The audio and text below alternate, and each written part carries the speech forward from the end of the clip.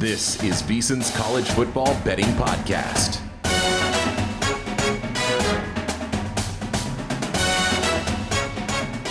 We're off and running on another college football betting podcast alongside Matt Youmans. I am Tim Murray. Week 12 of the college football season, the week before rivalry weekend, the final regular season weekend, of course, the weekend after Thanksgiving. At Matt Youmans 247 on Twitter. I am at one Tim Murray. Matt, coming off of a nice 5-3 week. I got back in the positive, so I'm happy about that. 3-2 for yours truly. Matt, 18-9 now over the last 3 weeks, and we'll see if we can keep it rolling. Hopefully, Matt, the Buffalo plus 7.5 ticket that I had on Tuesday evening is not indicative of how the week is going to play out for me, as the Bulls were going into the end zone and decided to fumble it in said end zone, and instead of recovering it, they were out of bounds. So hopefully, maybe I'm due for some positive karma on my side. Anyone who thinks it's easy to win at sports betting hasn't been doing it very long, because it's not. It's tough. You got to grind it out. Even the best pros, the hardened pros, will tell you got to grind this thing out. It's not going to be easy. And Tim, Saturdays are a sweat like no other. From morning to night, especially now when we got college football and college hoops going on at the same time. Yeah, no doubt about it. And you and I love to bet college basketball, and that is always a painful endeavor. Oddly enough, my 5 plays last week, the 2 losers, rocking chair losers, and my 3 winners, rocking chair winners. No real sweats on the 5 of those games. How about Hawaii, by the way? Last play of the card, Matt Youmans goes with the Rainbow Warriors, catching 20 against Air Force, won outright. We all saw it coming. Air Force, and a team that's completely fallen apart here in the last couple of weeks, losing as a 17.5 and a 20-point favorite to Army and Hawaii. You know, it's you look at Washington State and Air Force and teams like that, and you wonder what the hell's happened here late in the season. Washington State, they play on Friday night. We'll touch on that game, but we got a lot of games to get to, so let's run through them as quickly as possible. We'll start with the game of the week up in Corvallis, Oregon, 7:30 Eastern on ABC. Number 5, Washington, visiting the Beavers of Oregon State. Washington, a 35-28 victory last week over Utah. Just a reminder, you have to go into the end zone in order to score a touchdown. Don't drop the ball at the 2-yard line. And Oregon State, an easy winner over Stanford. We've seen a flip of favorites. This thing opened Oregon State catching 1. And as of record right now, Oregon State either a 2 or 2.5 point favorite. Matt, the Oregon State Beavers, that is, at home, 16-1 ATS over the last 3 years, 16-1 straight up. The only loss last year against USC, 17-14, but they did cover, and it was a play on this podcast. The only non-cover against San Diego State earlier this year, they won 26-9 as a 24-point favorite. 16-1 ATS. Matt Youmans, what are you doing on Saturday night in Corvallis? Well, I'm betting Oregon State. I've already played it, and I played it on the money line. I don't like these situations where a team opens as an underdog and closes as a favorite. And here at Circa, Washington opened -2. Talked with Nick Bogdanovich, the one of the top college football odds makers here, and he said he makes it a straight pick'em, but he likes Oregon State. So, Washington -2. Now the favorites flipped to Oregon State -2. I played Oregon State in the money line cheap, but it's interesting. You've got an undefeated team with a top, one of the Heisman favorites, and Washington's contending for the Pac-12 title game or college football playoff spot, going on the road now in an underdog role to Oregon State. But I think this Oregon State team's favored for a reason. Damian Martinez, one of the top running backs in the country, 136 yards rushing, 4 TDs in the first half for Stanford last week. The defense forced 4 interceptions, 4 sacks. Got a 9-game home win streak here for the Beavers. And there are a lot of things with Washington that you can point at here in the past 4 weeks and say, hey, this is a Washington team on wobbly legs, barely surviving as a 4-touchdown favorite against Arizona State, against Stanford, going to USC and allowing 42 points and really getting lucky to win that game by 10. And then what Washington did last week, coming from down at the half against Utah at home.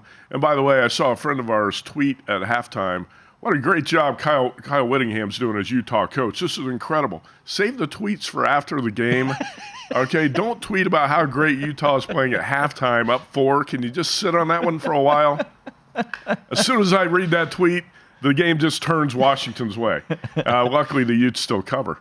And that was a bizarre second half. But I think Oregon State's legit and probably deserves to be a slight favorite here. But I haven't yet to talk to one person this week who really loves Washington in the game, and that concerns me a little bit because this is a Washington team that deserves respect in the betting market too. And I think some people are going to sit back and say, hey, if this hits 3, I'll take Washington plus 3. I'm not sure it's going to get to 3, though. Yeah, this feels like the old pros versus Joes matchup. If you go to our betting splits over at VSiN.com, it's very early, but 80+% of the tickets at DraftKings on Washington. I don't have an official play on this game, but I'm with you on the Beavers. My biggest preseason win total was Oregon State over 8 minus $1.20. And they sit with 8 wins, and I'm not hedging off of it. I think they will win this game, so therefore I am backing Oregon State. I think the differences in this game, which is what I love and why I can't wait to watch this game, Matt, Washington struggles to slow down the run. You mentioned Martinez. Fenwick is a guy capable of getting some big plays as well.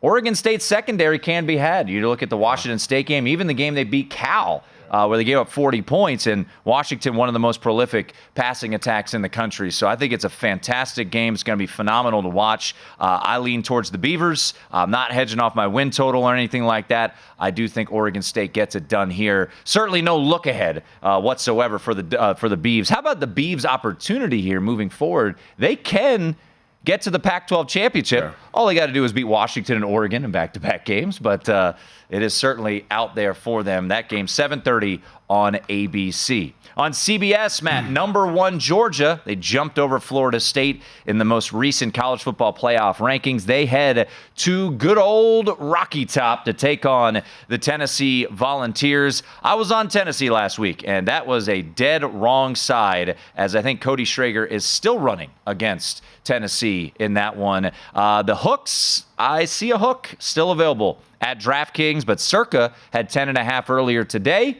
This is Thursday, and that was scooped up. How are you looking to attack number 1 Georgia on the road against Tennessee? Well, I'm not sure I'm really going to attack this, but I am going to play the Vols. Do you think we're going to see 11 before kickoff? No, probably not. I don't think so. I do think this is going to be, you're talking about a pros-Joes game. I wouldn't be surprised if you get a lot of sharper cappers on the Tennessee side and the public on the Georgia side. And I can certainly understand why so many bettors want to play Georgia. If you watched the Vols a week ago, they were a joke. They got blown out at Missouri 36-7. They looked every bit as bad as that score. And if you watch Georgia, yeah, the Bulldogs really impressive. You know, another big win. Brock Bowers is back. Yep. Team's at full strength. This is the Georgia team that's won the back-to-back championships. Well, I think the Bulldogs are going to have to sweat this one out in Knoxville this week. You're going to see Tennessee play. You're going to see a different Tennessee team this week.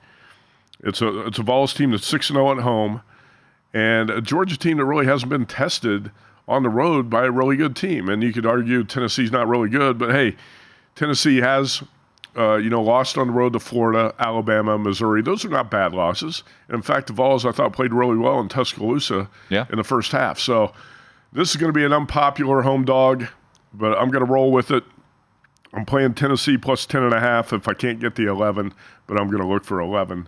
I'm not sure it's going to be out there. Yeah, 10.5 out there at DraftKings, so make sure you get that hook, and we'll see if the 11s emerge. I do not think they will. So last week I mentioned Missouri, very impressive, Matt, against Tennessee, winning 36-7 from the jump. I knew I was on the wrong side of that one and just watched as Cody Schrader ran for 205 yards and had 116 receiving yards for the Missouri Tigers. Rightfully so. The Missouri Tigers now up to 9 in the college football playoff rankings, likely headed to a New Year's Six Bowl. Eli Drinkwitz has done a really good job. Kirby Moore, the new offensive coordinator, formerly of Fresno State, has stepped in as the OC and has excelled there. But I'm going to take Florida plus the 11.5 here on the road at Missouri. I believe your partner on VSiN tonight, Wes Reynolds, is going to take the ugly dog in Florida. Florida coming off of a 52-35 loss to LSU, but that game was 38-35, Matt. In the fourth quarter,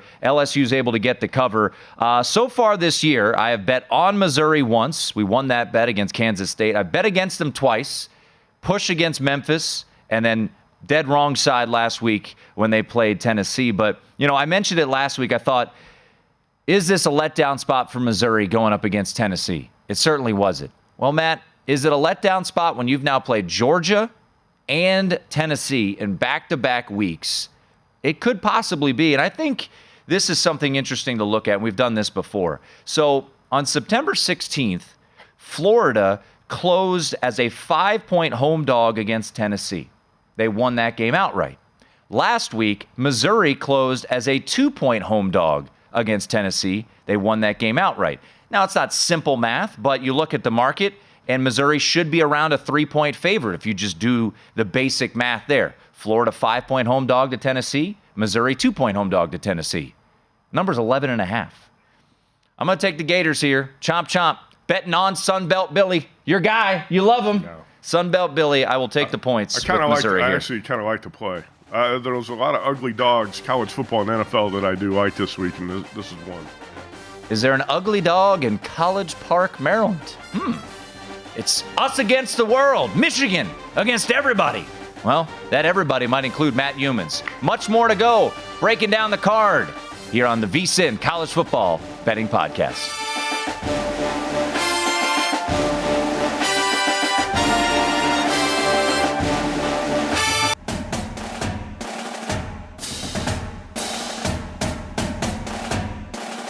This is VSiN's College Football Betting Podcast. Before you make your next bet, be sure to visit vsin.com to check out the current betting splits data. Want to know where the money and bets are moving? Every game, the betting splits page is updated with DraftKings odds every 5 minutes, so you can see changes in all the action. Find out where the public's betting based on the number of tickets and where the money doesn't match the public opinion. You can check out not just today's action, but future events as well. Betting splits, another way VSiN is here to make you a smarter bettor year-round. Check out today's betting splits for every game at vsin.com. All right, 3 bets in the books, 2 from Matt, 1 from me. That is Matt Youmans. I am Tim Murray. Oregon State and Tennessee. Ugly dog there with the Tennessee Volunteers, and I follow with an ugly dog backing, as Matt likes to call him, Sunbelt Billy. Florida, 5-5. Probably not going to make a bowl game with Missouri and Florida State on deck. Well, the Maryland Terrapins, they got to bowl eligibility last weekend in a beautiful football game where no one wanted to score points against Nebraska. They won 13-10, and Michigan did not throw a forward pass. Well, I guess they technically did. It was a defensive pass interference in the second half against Penn State, and they won 24-15. News coming out early on Thursday that Jim Harbaugh will not be on the sideline the remainder of the game. They have accepted the penalty, so he will not be on the sidelines for Maryland, and then also the Ohio State game. Michigan against everybody. Sharon Moore still crying about the performance that they had against Penn State.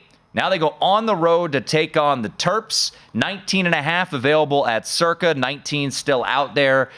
Michigan at Maryland. Could I interest you in an ugly dog here in College Park, Maryland? Yeah, unfortunately for those who were playing the dog here, the best numbers disappeared because there was at one point 21 or even 22 out there on Michigan as a favorite. And the Terps now 19.5. I think there's a chance we'll see this number go up a little bit on game day, so I haven't bet it yet, but I have intentions to play Maryland here. It's similar to last week when Hawaii was a 19.5 point underdog to Air Force. You don't need to rush to the betting window, or jump on the app, whatever it is, and take 19.5 when you can wait for a better number out there. And last week, Hawaii actually went up to 20.5. I think there's a chance you'll see this game cross back over 20. So I want to take the Terps. You've got a capable quarterback in little Tua. You've actually got a Maryland rushing offense that went for over 100 yards against Nebraska's pretty good stout run defense a week ago. And most importantly, almost every year, Tim, I like to bet against Michigan and Ohio State the week before they play each other. And so you got the Wolverines off the big game at Penn State with Ohio State on deck. Again, no Harbaugh on the sideline. I think the emotions kind of reached a peak last week. Wolverines might be a little bit flat this week. And, Maryland has stood up in the past and really challenged Michigan and Ohio State. Only lost by 7 last year. I know. So I think the Terps should be a pretty solid bet to cover this number. And the only thing is, try to get 20. You never know when that's going to matter. Yeah, I just took a look at the read coming in, the betting splits page, 83% of bets on Michigan. So not a big surprise there. I don't think a bet on the next 2 games, but let's bring them up and run through them quickly. By the way, Maryland, Michigan, the big noon kickoff on Fox. Big Ten Network, you mentioned betting against Ohio State the week before the showdown in Ann Arbor. Ohio State against Minnesota. Minnesota, good call by Matt last week, got absolutely hammered by Purdue. 28 is available, I see, at one spot. 27.5 readily available for the Golden Gophers. This is an ugly dog there. And then I'll lump in Rutgers, 20.5 as they are playing Penn State. That is noon on FS1. Penn State firing Mike Yurcich, their offensive coordinator. Penn State, I'm looking to back Rutgers here. Like you, haven't bet it yet. I'm not racing to lay or catch 20.5. Maybe we'll get 21 with Rutgers. 7-1 ATS this year, Penn State is as a dog. However, the one time they did not cover, the week after they lost to Ohio State. So these 2 ugly dogs, either one interests you. Minnesota catching 27.5 at Ohio State. Rutgers catching 20.5 at Penn State. I got no interest in the Gophers.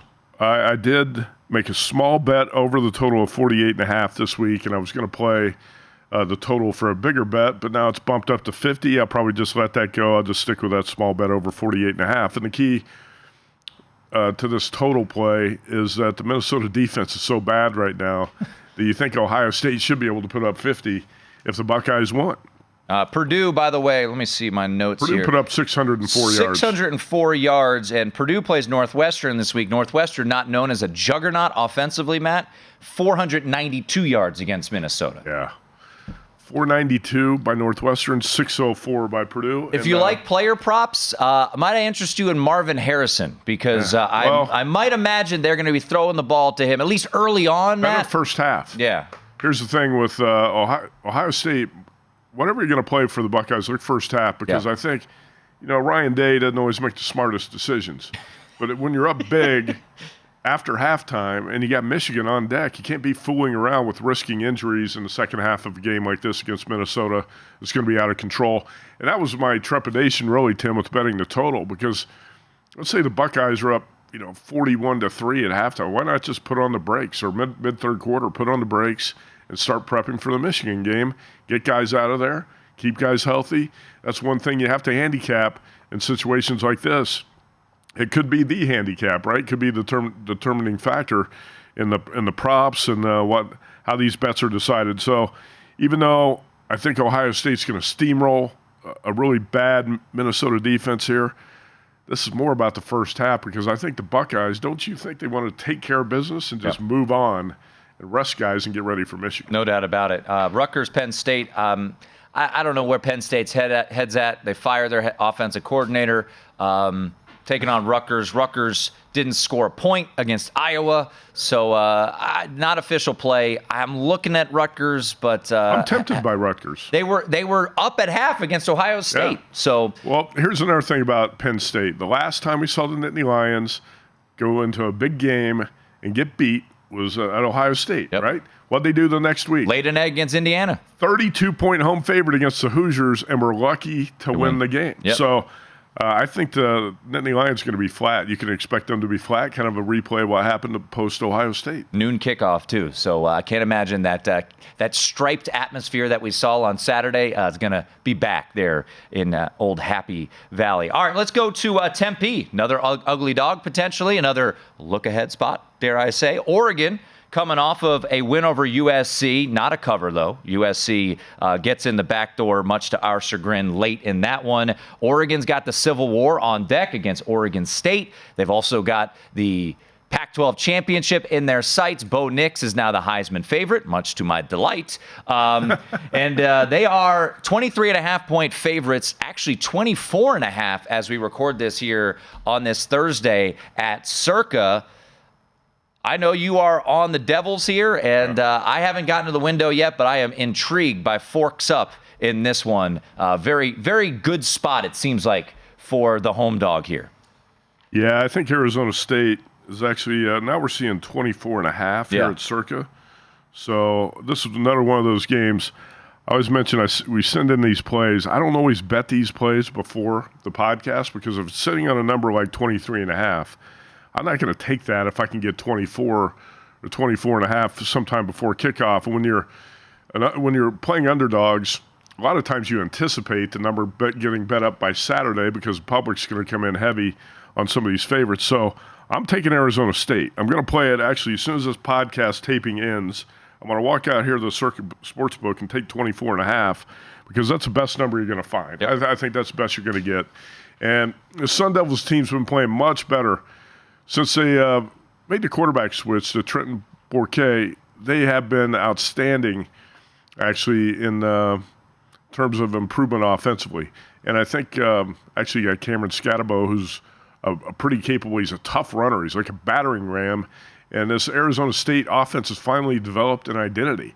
And that was something that was missing early in the season. So I'm really encouraged by the improvements the Sun Devils have made. And they get a big win last week at UCLA. So they got to be playing with a lot of confidence here, too. And Tim, the Oregon Ducks, probably, even though I'm not going to say they're going to be distracted, the Ducks probably not going to be fully focused on an Arizona State team when you're riding in as a 24-point favorite. You got bigger games in your rearview mirror and bigger games in front of you. No doubt. Staying in the Pac-12, Matt, let's sneak in one more before the break quickly. 22nd ranked Utah at number 17 Arizona. We'll call it a pick'em between Utah and Arizona, 2:30 Eastern on Pac-12 Network. I don't think a play for either one of us. I lean the Wildcats here. Love what I've seen from Noah Fafita, who stepped in for Jaden DeLora. You and I have bet Arizona a bunch this year. Is this a spot you're looking to back the Cats? I don't know if I'm going to or not. You know how much I like Kyle Whittingham and the Utes, and boy, they were really impressive last week in the first half against Washington. I'm leaning Arizona, but man, when you see those 1-point home favorites, you got to be leery of that. I don't like to bet 1.5, 2-point home favorites very often. So, and Arizona's played big game after big game after big game, and at some point you think this team might hit a flat spot. And it feels like all the value we had has been sucked out of Utah and Arizona. That's Matt Youmans. I'm Tim Murray. Could Texas be in trouble? Another ugly dog?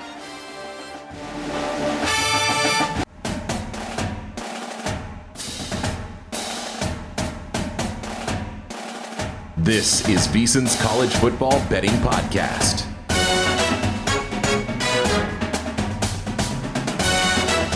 Become a VSiN Pro subscriber today. You'll get a daily email recapping all the best bets from our show hosts and guests. You'll get unlimited access to our vsin.com/picks page, sort picks by sport, matchup, event date, and more. You can check the top VSiN experts leaderboard to view betting records, profit, and ROI, and see which VSiN expert has the hot hand for VSiN Pro picks, betting splits, power ratings, plus 24/7 video access. Become a VSiN Pro subscriber today. Sign up for just $19 for that first month, vsin.com/subscribe. Alongside Matt Youmans, I am Tim Murray. As a reminder, please rate, review, and subscribe. Only a handful of weeks left in the college football season, so let's keep those ratings rolling in, and let's get back in those rankings that you see on iTunes and Spotify. The YouTube numbers have been tremendous, and I think all in part to Matt Youmans. Just people need to see. Need to see the big guy out there. All right, let's hit on Texas at Iowa State. Jonathan Brooks lost for the season. Big loss there for the Longhorns. I don't think anything that's going to affect the line for a running back. But, Matt, going on the road, night game in Ames. You and I tried to go against the Cyclones last week. Look, they're no juggernaut. I think BYU just stinks. But this is an 8 o'clock Eastern, I think 7 o'clock local kickoff. Going to be, I believe, the all-black uniforms there for the Cyclones. And I won't say Ames is on the level of Corvallis, but if you've watched college football and bet it as long as Matt and I have, you do know weird things happen at night in Ames, Iowa. Texas laying 7.5. Tricky spot for the Longhorns? I think this is my favorite underdog this week. The Cyclones, I bet it plus 8.5 early in the week. The look-ahead number was closer to 11 at DraftKings. Matt Grill and the guy at DraftKings, I think, put that up at 11 a week ago. Now, Jonathan Brooks, the star running back for Texas, goes down with a blown ACL. And that's a big loss. Okay, it's not worth a lot to the number, maybe a point and a half at most. But Jonathan Brooks rushed for 1,139 yards and 10 touchdowns in 10 games. And this is still a Texas team that barely survived on the road recently against Houston and against TCU. Iowa State's playing better than both of those teams right now. Cyclones last week went to BYU and crushed the Cougars by 32. And Rocco Beck's been playing pretty well at quarterback. Cyclones have won 4 of their past 5. And Matt Campbell as an underdog, I wrote this down, got this from Mark Lawrence's newsletter, Playbook Sports. Matt Campbell, 28-11 ATS as a conference dog and 11-3 against the spread at home as a conference dog. And I think this Texas team's kind of leaking oil, struggling to get to the finish line, Tim, and I think Texas is going to be on high upset alert here. I like the Cyclones actually to win this game. Ooh, a little outright. Maybe I'll throw that in my Friday picks there when you need a dog of 7 or more. I'll stay in the Big 12 here. Bowl motivation, not something you want to blindly bet, but there are teams out there that certainly are going to be massively motivated, Matt, to get to bowl eligibility. And I do think Texas Tech is one of those teams. Year 2 of the Joey McGuire era, and this is a disappointing season for the Red Raiders, there's no doubt. This is a team that some people believed would no doubt go over the win total, but also maybe challenge for the Big 12. And they are sitting here at 5-5, but they're coming off a win against Kansas, and they're playing UCF. UCF was a winner for the both of us last week and a massive letdown spot for Oklahoma State, and they destroyed the Pokes, outgaining them 592 to 277, forcing a bunch of turnovers in the rain, and they won by 42 points. R.J. Harvey rushed for over 200 yards for the Knights in that spot, and boy, did they celebrate. In the locker room, Gus Malzahn getting the astronaut jersey, whatever they were wearing that night.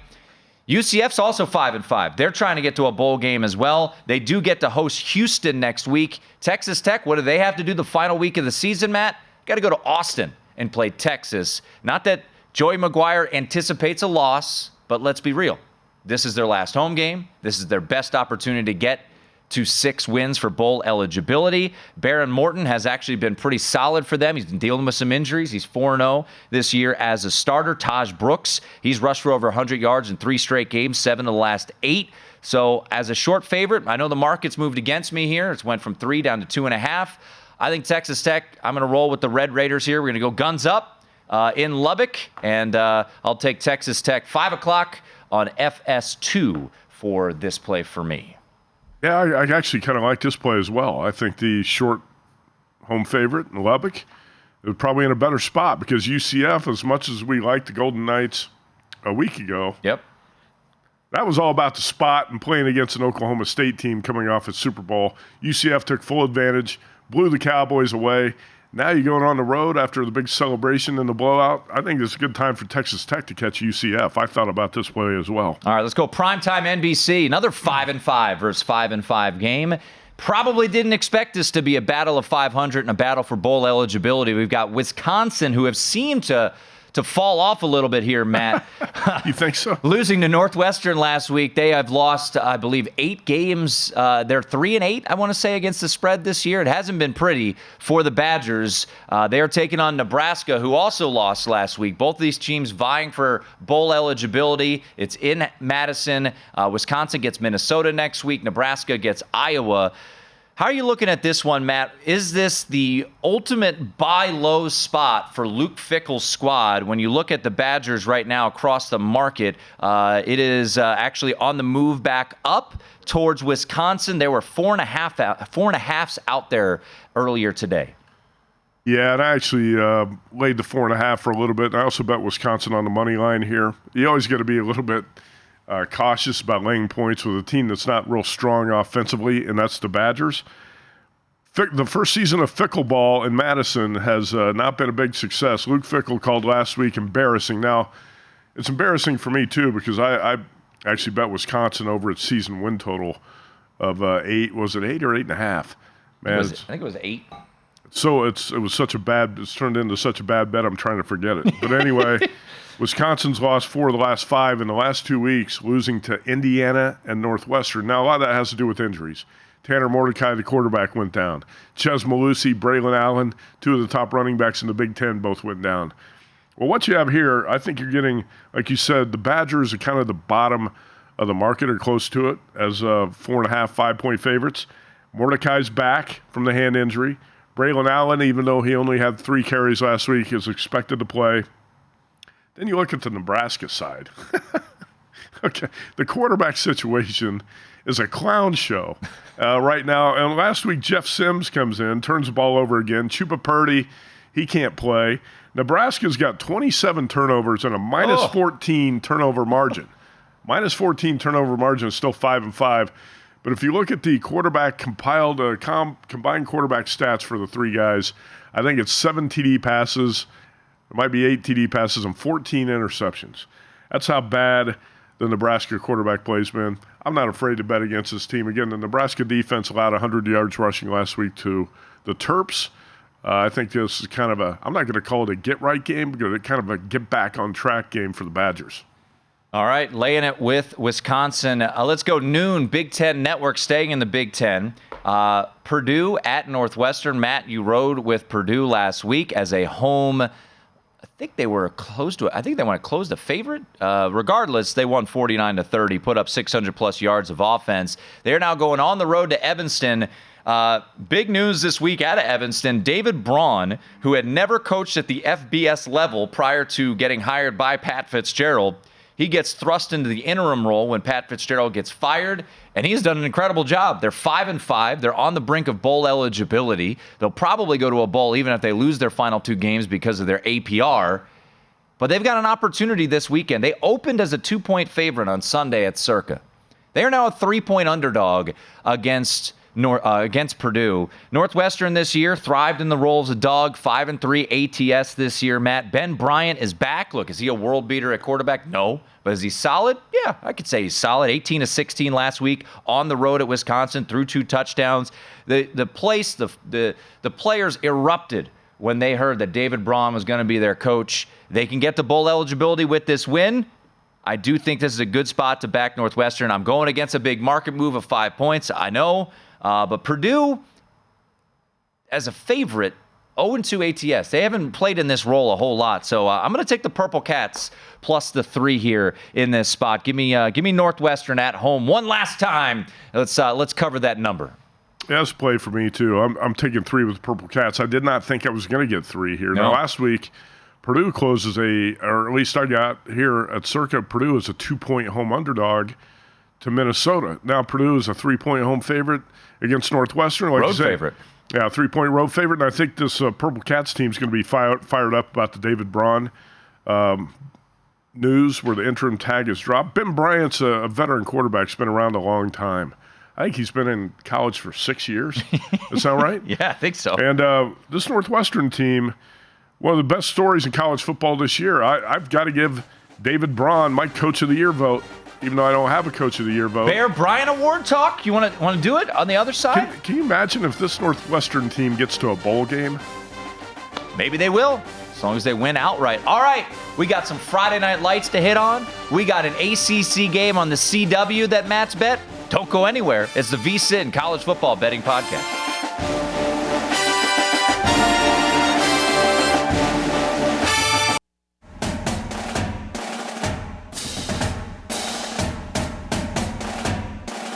This is VSiN's College Football Betting Podcast.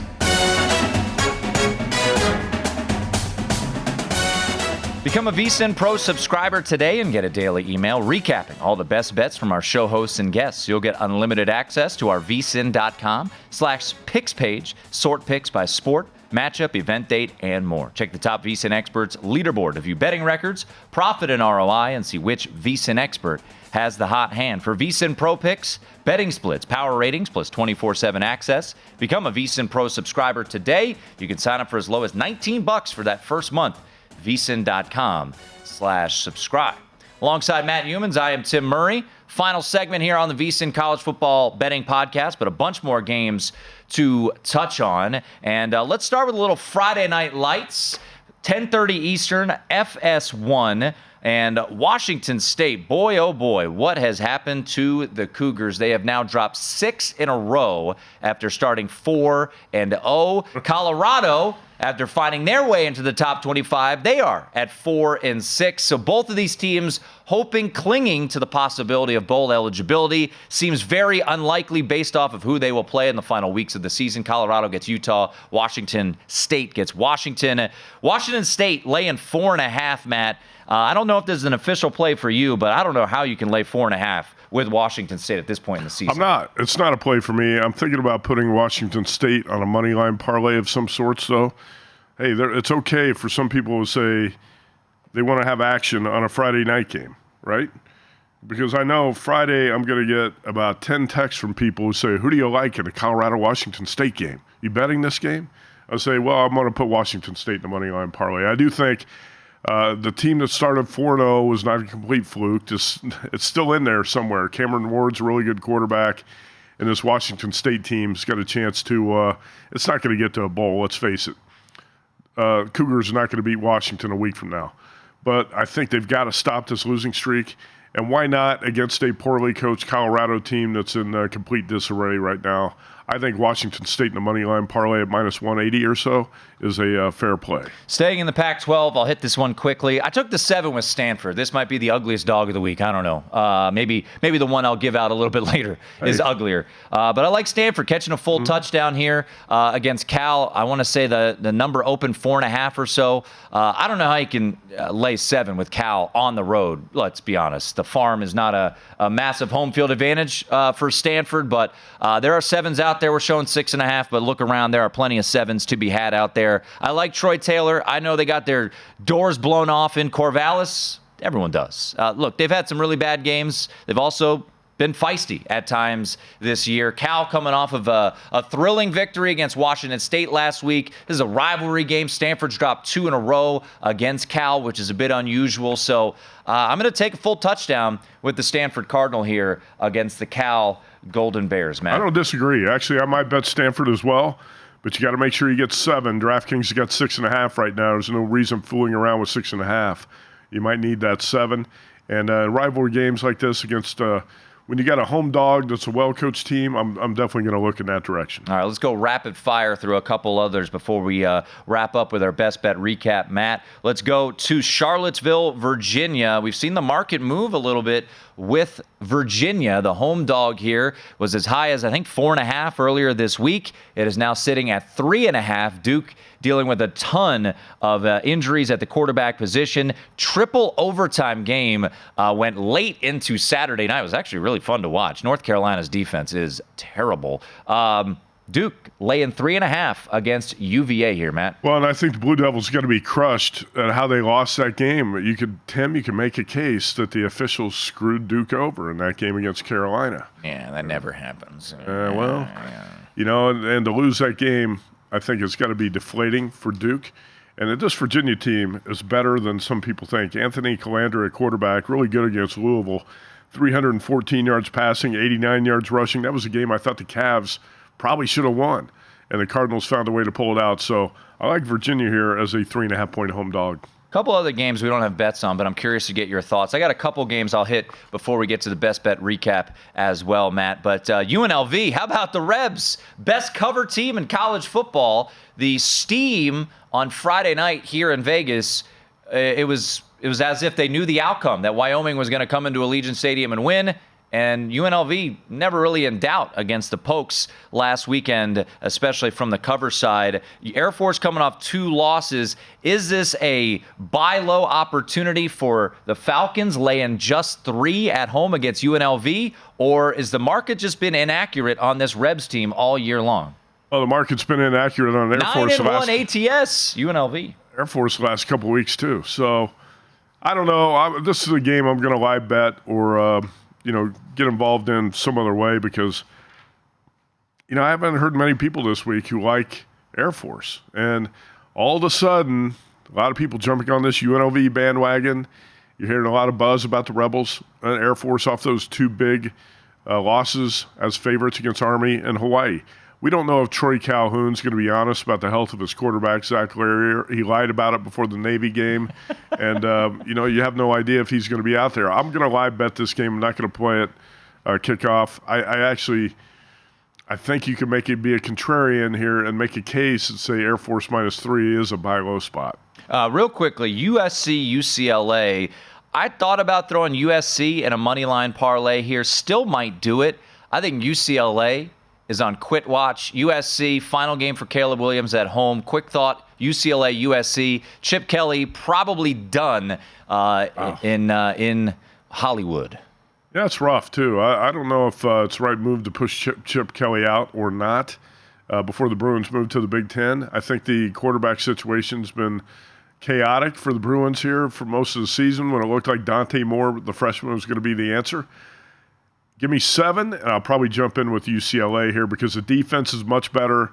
The Bruins can run the ball, and I think what happened last week against Arizona State might be a little bit of an outlier. All right, Matt, I've got a couple more bets to get to, but before I do that, let's get to your best bet recap here. You have 8 plays on the card coming off a 5-3 week. I've got 8 plays here for the podcast. I'm probably going to end up with 20-plus bets by Saturday. There's just a lot of things I like on this card. Plus, Tim, you live bet games, you make halftime plays, all sorts of stuff. There's a lot I'm interested in. Plays for the podcast, Virginia plus 3.5. Tennessee plus 10.5, Maryland plus 19.5, the Northwestern Purple Cats plus 3, Arizona State. Now you can grab 24 with the Sun Devils. We call it 23.5 because that's what the number was right before this show. Oregon State -2, Iowa State, probably my favorite play on this list, plus 7.5, and then Wisconsin -4.5. So 6 dogs, 2 favorites. Hopefully another winning week. All right, it is 18-9 over the last 3 weeks here for Matt's official plays, 5-3 last week. I've got a couple plays I haven't hit on yet, so let's hit them as we put up the best bet recap for me. I mentioned Stanford might be the ugliest dog. Army might be uglier. Army stinks. They're not very good. They have won 2 in a row. They didn't cover last week against Holy Cross of an FCS program. They actually got outgained by the Crusaders in that one, 395 to 269. They beat Air Force, yes, but they had 6 turnovers forced in that game, Matt. So why would I be looking to back the Black Knights?